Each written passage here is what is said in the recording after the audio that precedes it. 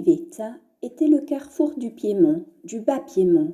C'était la porte d'entrée vers l'Italie pour beaucoup de gens. On pouvait atteindre tant la Riviera italienne que la Côte d'Azur.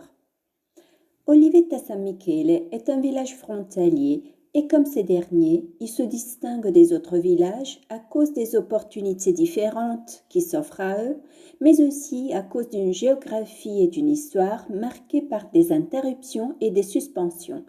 Les gens d'ici racontent ce qui s'est passé pendant la Seconde Guerre mondiale, avec la quasi-destruction des villages d'Olivetta et de San Michele et la division de la commune après des siècles d'unité, avec les anciens villages de Pena et de Libri qui sont passés à la France.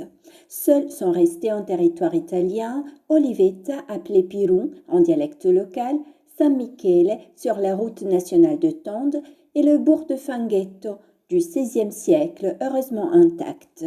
Et après la guerre, quand nous sommes rentrés de Turin, où nous étions déplacés, tout était en ruine, parce qu'il y avait les Canadiens à Gramondo qui avaient tout détruit. Ils ont fait une procession avec le saint au milieu des décombres. C'est une chose caractéristique et belle.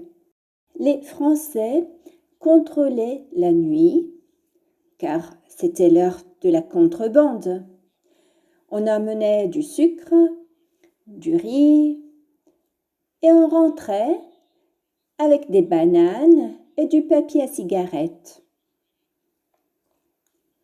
Sous le voile de ces histoires, cependant, vous découvrirez sans peine une fierté, un sentiment de communauté, à partir des racines linguistiques que les gens d'ici considèrent comme occitanes à l'encontre de tous les spécialistes. Mais la fierté de ces gens est ancestrale.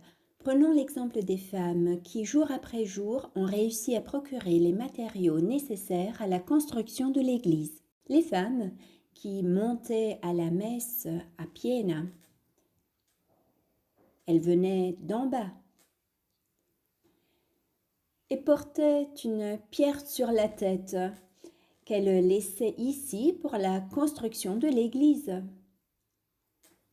C'est ainsi que l'église a été construite en peu de temps. Des histoires, il y en a de très anciennes et terribles, comme celle-ci. Je n'ai trouvé que ce nom, Barbetti. Ils étaient là-bas, à Bussaré, et même plus loin dans la forêt. C'était peut-être des Juifs en fuite, ou peut-être une secte. Les gens ont commencé à dire « il y a les Barbetti, il y a les Barbetti ». Ils sont tous partis avec des fourches et des armes et les ont tués et enterrés là même.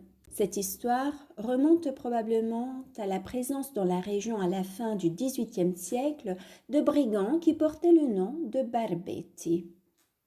Mais voyons ce que vous pouvez faire aujourd'hui à Olivetta, qui vous offre des sentiers, des endroits incroyables.